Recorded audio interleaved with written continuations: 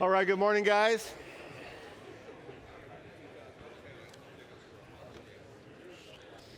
Let's get started today.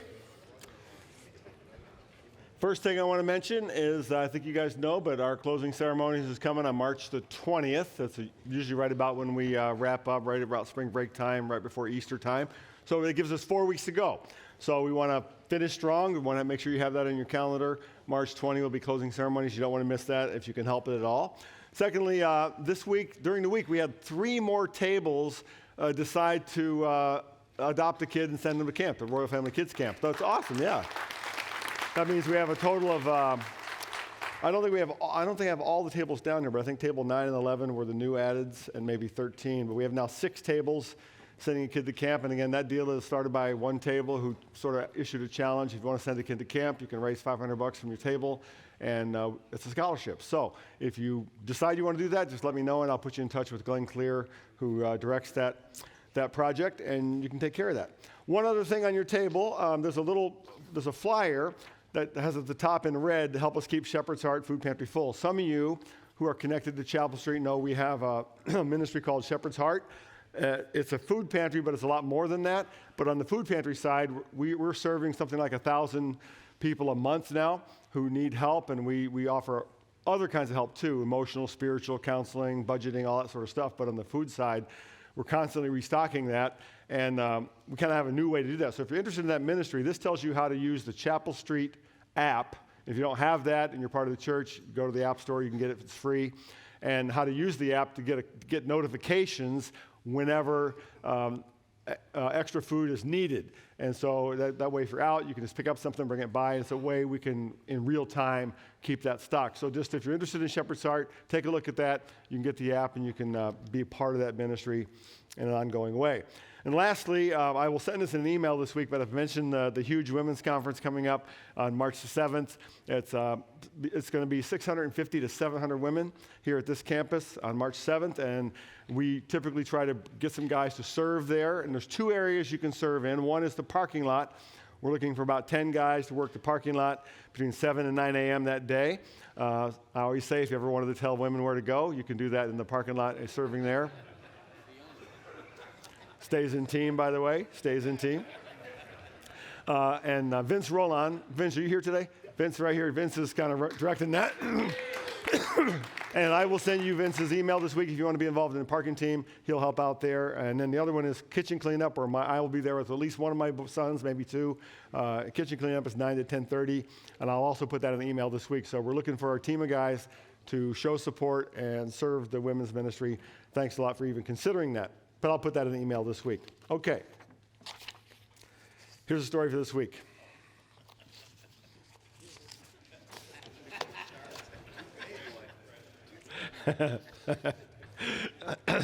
Don't get your hopes up. The new CEO of a company is determined to turn the company around. On his first day in the office, he's looking for a chance to demonstrate his no-nonsense management style. So right before lunch breaks, he notices a guy leaning against the wall doing nothing. He walks up to the guy and says, "What do you think you're doing?" The guy replies kind of nonchalantly, "I'm just killing time, man, waiting to get paid." The CEO is furious. "What do you make a week?" The guy says, "About $200. CEO pulls out $400 out of his wallet, hands it to the guy, and says, "Here's your 2 weeks, now get out of here." After the man leaves, the CEO turns to the rest of the employees who are watching and says, "That's how it works on my watch. What do you think about that?" Nobody says a word. Finally, one of the employees stands up and says, "Well, I think he just got the largest tip he's ever gotten on a single pizza."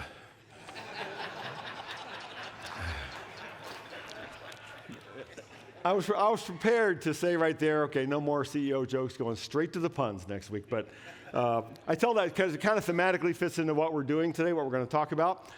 We're in session 21 today. Title is True Greatness, the Influence of Servanthood. And I'm going to show you a clip out of a movie called 300. You may have seen it a few years ago.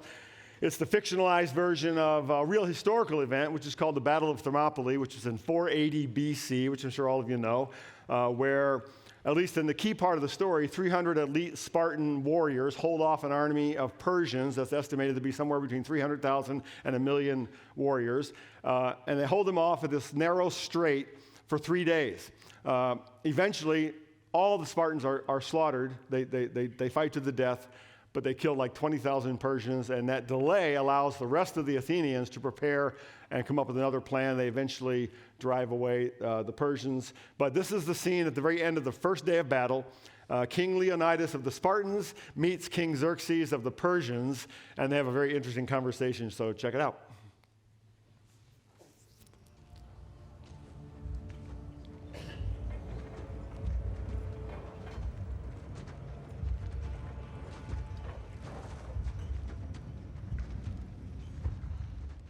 Let me guess.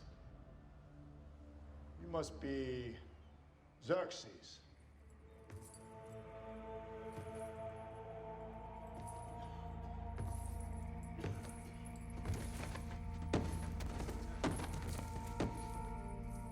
Come, Leonidas. Let us reason together.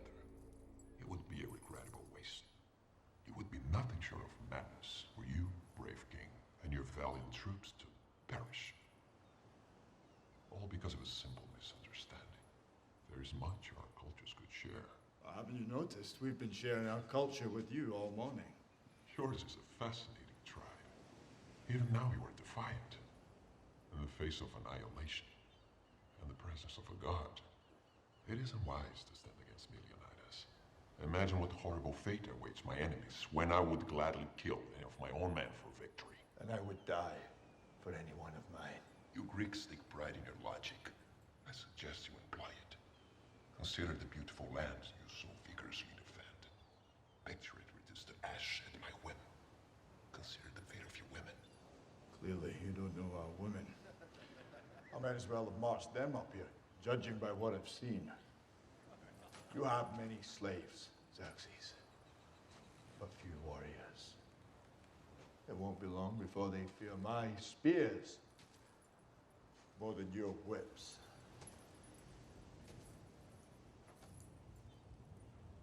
It's not the lash they fear.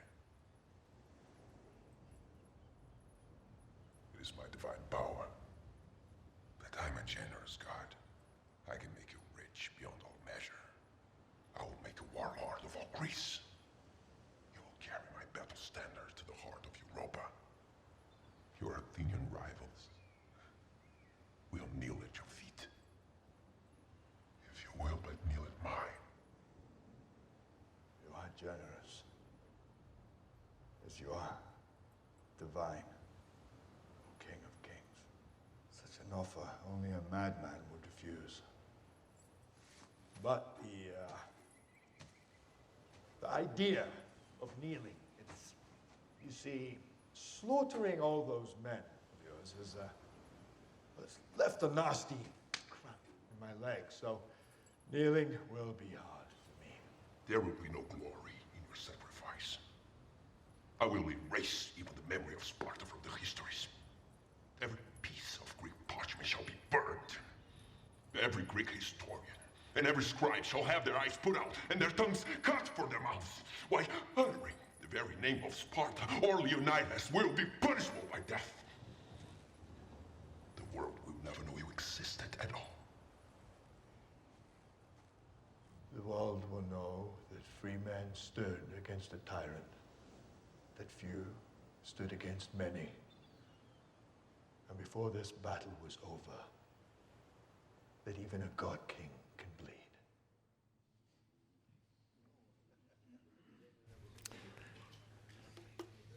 First of all, the guy who plays Xerxes has a great voice. I don't know if they just doctored that up or whatever. It's even hard to hear it so low. But there's two lines in there that I want to pick out for our purposes today. One is when Xerxes says, I would gladly kill any of my men for victory. And Leonidas says, and I would die for my men. The passage we're going to look at today takes place just a couple of weeks before Jesus is arrested and executed by the Romans. And to help you understand the context matters a lot when you're reading the Bible, to know what's happening before and after the passage you look at. But earlier in the same chapter, we're going to be in Matthew chapter 20 today. Let me give you the pretext for what we're going to read.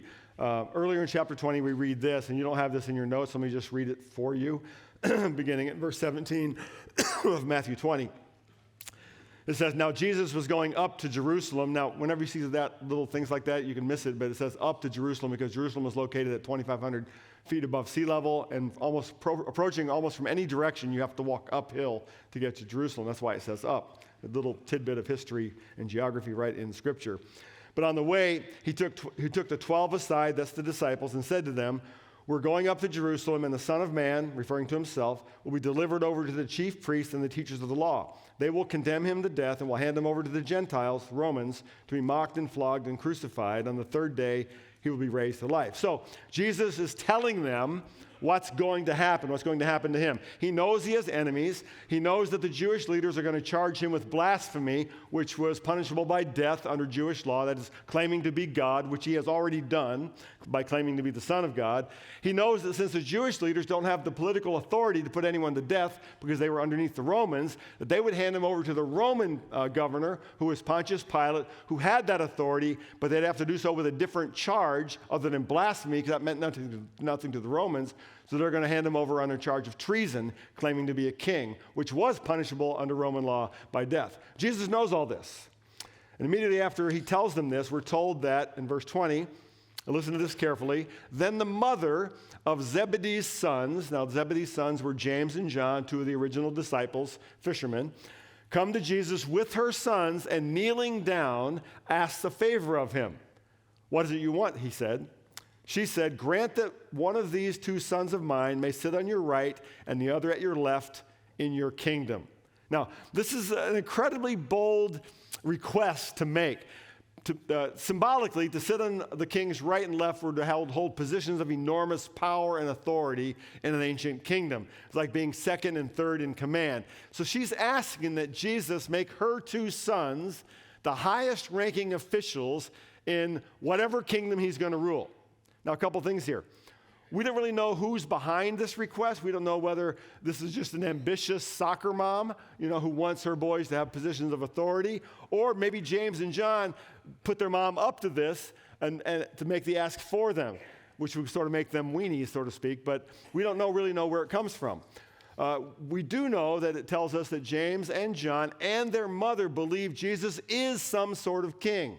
He had ridden into Jerusalem, riding on a donkey to proclaim himself king, and they thought his kingdom was going to be all about power, and they want a piece of that power. That's their assumption. The other thing is some scholars believe that their mother was actually a relative of Mary, the mother of Jesus, so she's leaning on special family privilege. It's not what you know, it's who you know, to try to get favors for her sons. Jesus responds to them by saying, you don't even know what you're asking.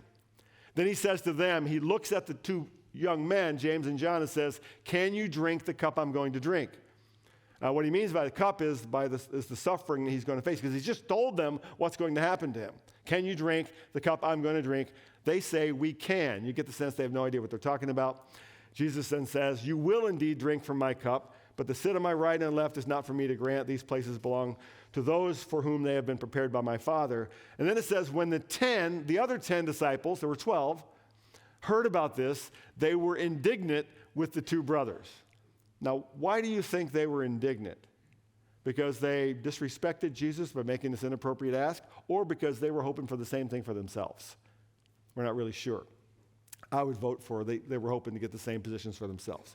That sets up the little paragraph we're going to read today, Matthew 20, beginning in verse 25.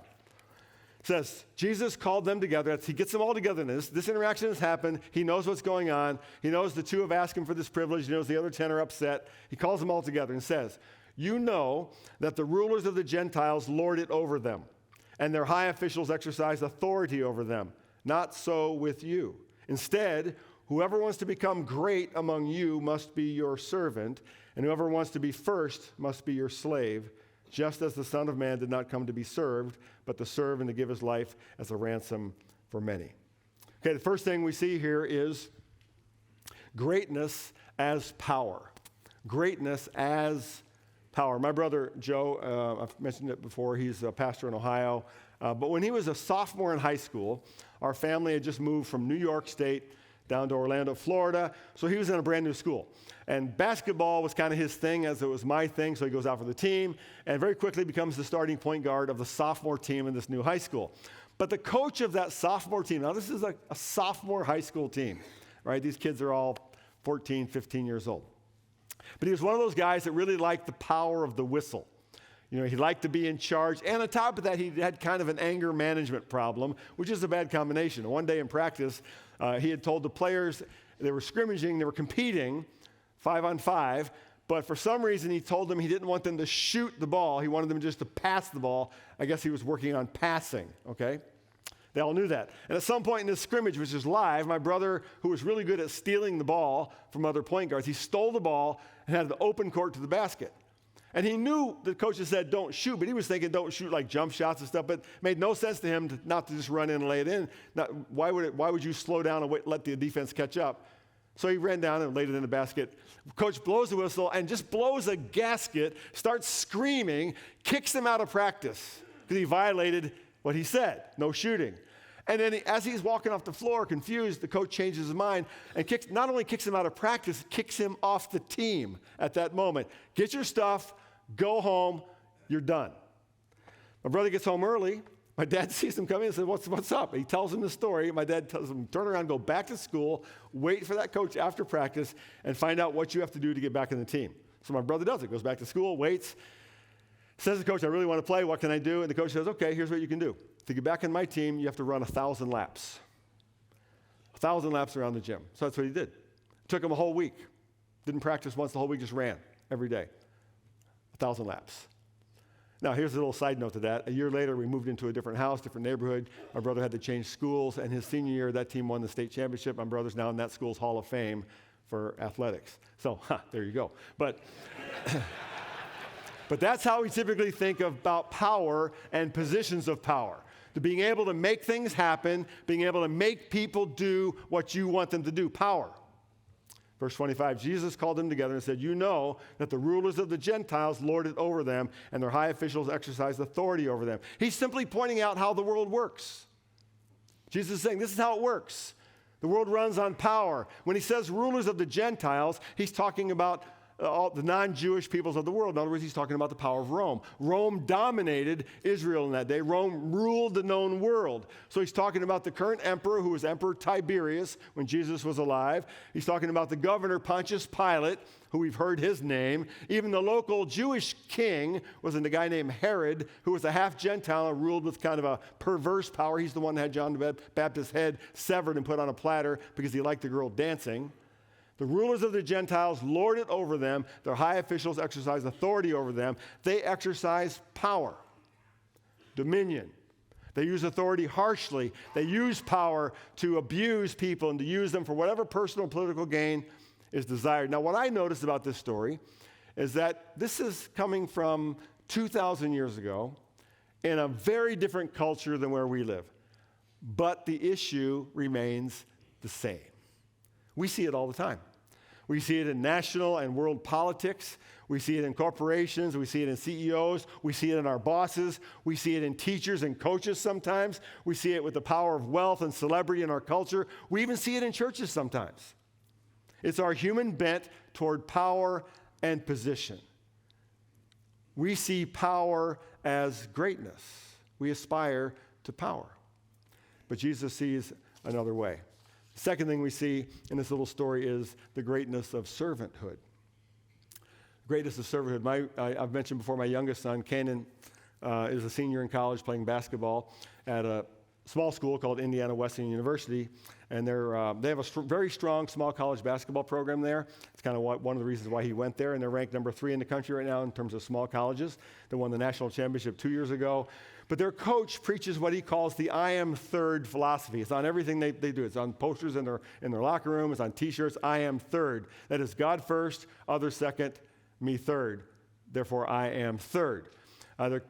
They coach their players. Actually, they coach them to put God first and then to serve each other in the way that they play and practice. Now, they play hard. They compete to win. I think they're 25-4 this year. They're going to play in the national tournament in Sioux Falls, South Dakota in a couple of weeks.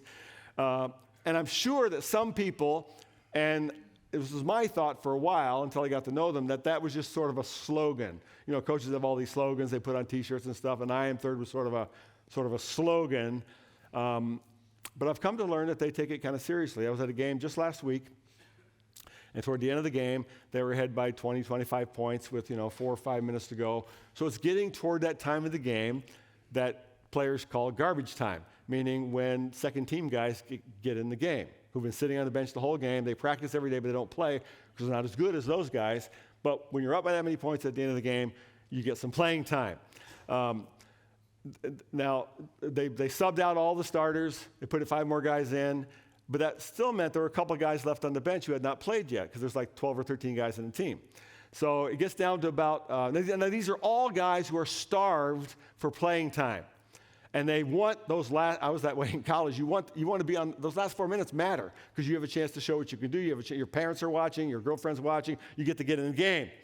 So those guys are in the game, and it was about a minute and a half to go in the game. There's still one guy waiting to get in. He's a walk-on. He's the very last guy, and he's waiting to get in. So the play stops, and this guy goes to walk in, and I'm watching. Who's he going to go in for? All these guys want the time. They're all in there. They only get a couple of minutes. And who's he going to go in for? And I saw one kid who had just gotten in the game. He kind of went, he motioned to the coach like, and he voluntarily took himself out of the game so that guy could get in the game. I watched that, and nobody even noticed except me. I remember what it was like to be a bench player. I remember what it was like to crave those few minutes. And this guy gave it up for a teammate. I thought, that's I am third. They take this seriously. Right down to the bench guys, they serve each other. And that's what Jesus is talking about here. He says, not so with you. Instead, whoever wants to become great among you must be your servant. Whoever wants to be first must be your slave. Now, when Jesus says whoever wants to become great, the Greek word there is mega. We've heard that word, right? Like megawatt, mega, whatever. It means big, large, important. Whoever wants to be first, that means whoever wants to be the most important. Now, notice, ambition isn't the problem. Okay? Jesus wants us to want to be great. Ambition is not the problem. It's the direction of that ambition that's at issue. It's the definition of greatness that's at issue. He says, whoever wants to be great among you must be your servant. Whoever wants to be first must be your slave. So Jesus turns true greatness upside down. I have a quote from a book I want to read to you. There's a historical novel, and I think I've quoted this before here, but historical novel about that Battle of Thermopylae in 480 BC with the Spartans and the Persians. And this novel is called The Gates of Fire. And if you ever want a good read, it's a small paperback book written by a guy named Stephen Pressfield. It's a wonderful book. I couldn't put it down when I picked it up. Gates of Fire. It's about this whole battle, how Spartans are raised and all that. But at the end of the book, there's one servant who's survived the battle. And he's describing his king, Leonidas, who died in the battle. He's describing his king. Listen to what he says and think about what we're reading in the Bible. He writes this. I will tell his majesty what a king is. A king does not abide within his tent while his men bleed and die upon the field. A king does not dine while his men go hungry, nor sleep when they stand at watch upon the wall. A king does not command his men's loyalty through fear, nor purchase it with gold. He earns their love by the sweat of his own back and by the pains he endures for their sake. That which comprises the harshest burden, a king lifts first and sets down last. A king does not require service of those he leads, but provides it to them. He serves them, not they him. Sounds like it could come from the New Testament. It's called Gates of Fire. The third thing we see in the story is the greatness of Jesus. Verse 28 says, just as the Son of Man did not come to be served, but to serve, and to give his life as a ransom for many. Remember, we covered this last week, I think. The Son of Man, that little phrase is it's a title that comes out of the Old Testament that refers to the Messiah, the promised anointed one of God who would come to deliver his people, the Messiah. For many, the assumption at the time was that when Messiah came, he would come like the second coming of King David, the greatest king in Israel's history, only he would be greater even than that. He would come to crush their enemies, to overthrow the oppressive power of Rome, to restore the people of Israel to military and economic success, greatness. Messiah would be a king. He would rule with power, position, and authority. That's what they expected. Jesus came as a king, but he turned that expectation upside down. He is the Son of Man. He is a king. He is Messiah, but he's the king who would suffer. He's the king who would give himself as a ransom, as a payment. He's the king who would demonstrate what true greatness looks like. He's the king who would teach us that to become great requires servanthood. Now, what Jesus is teaching here is that servanthood is transformational in two ways. First, servanthood is what gives faith credibility in the world. And it's important today because people in our culture today don't care much what we say. They don't care much what we believe. What they watch is how we live. What they watch is what we do.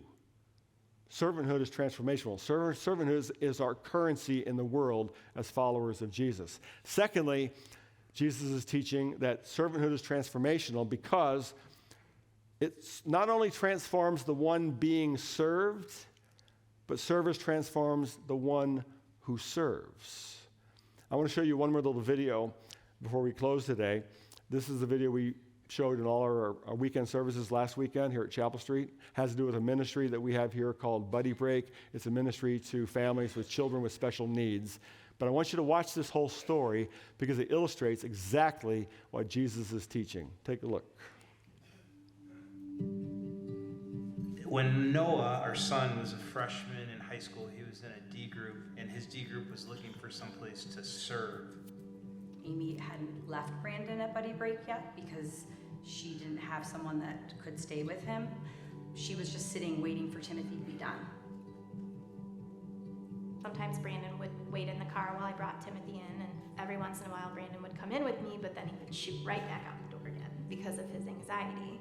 One week I was there dropping Timothy off, and Brandon just marches to the beat of his own drum and decided he was just gonna sit at one of those tables in the foyer. If Brandon decides he wants to sit, then that's what we do, we sit. So, as far as I'm concerned, I just have to wait him out. Carrie came along with her buddy, and both of them sat at the table and started talking with us. And we just sat there the whole entire time, talking, having an amazing time. I said, if he doesn't have someone to buddy with, then I would be willing to do that if you think that I can do it. It's a really nice thought, and it's super sweet, but she has no idea. But she was super persistent. She was like, nope, he's my buddy. Brandon and I were friends before Amy and I were friends. We tell her that all the time.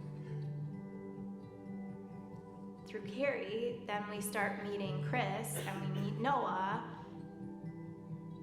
For him, when he wants me, he goes like this. Noah, he wants you. It was February, and then I think by summer we were spending time at their house, and I mean, honestly, we just show up. There's not a lot of planning. She only lives like 13 minutes from here, so it's not that difficult just to scoot over there.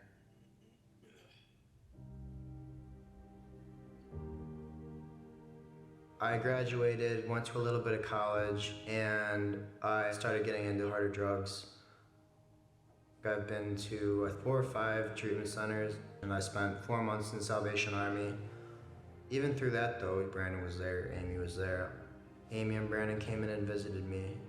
Even though he can't talk, he can't write, I used to get calls from Amy, and he would just scream and make noises, but you know, I could just hear the joy in his voice, just hearing my voice. He helped me get through a lot of that. Amy helped me get through a lot of that. Just to watch him struggle and try to fight against everything that he's had to go through has been hard to watch, and I don't think I've prayed more for any one person ever. Just that Noah would see his value and that he would be able to see himself the way that the Lord sees him. Hopefully he saw that through each one of us, through me, through Brandon, Megan, Timothy, that he saw Christ's love shining through for him too. In the hardest times, we had to tell Noah that there was something for him to live for. And what we told him that he had to live for was Brandon and Kids from Masterpiece Ministry, because that's what his gift is. Brandon needs Noah. Noah is one of the guys that can show up in difficult circumstances, get Brandon to do what Brandon needs to do. I enjoy every second I spend at that church with kids with disabilities. And I was thinking one night, like, what's my purpose? Like, why am I even staying clean and sober right now? You know, like, what am I doing to really benefit anyone? And the first thing that came to my head was the Clark boys and, like, the impact I've had on them and the impact they've had on me. My kids who are nonverbal, they're not able to read, they're never going to be able to pick up the Bible and understand all the concepts that are in there. But what they do understand, what they can read, what they can see, what they can feel, is the love of Christ shining through each one of the Duffys. It's not something that I went to school for. It's not something that I have experience in. God just equips you where He wants you to be. It didn't turn out to be just us serving them. I think we are all way better for knowing the Clarks. He served at Johnny and Friends. I do a program at my school now with special needs.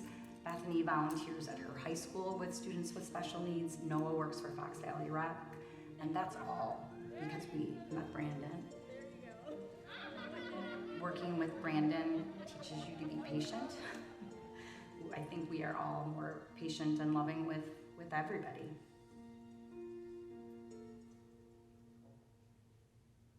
Even you.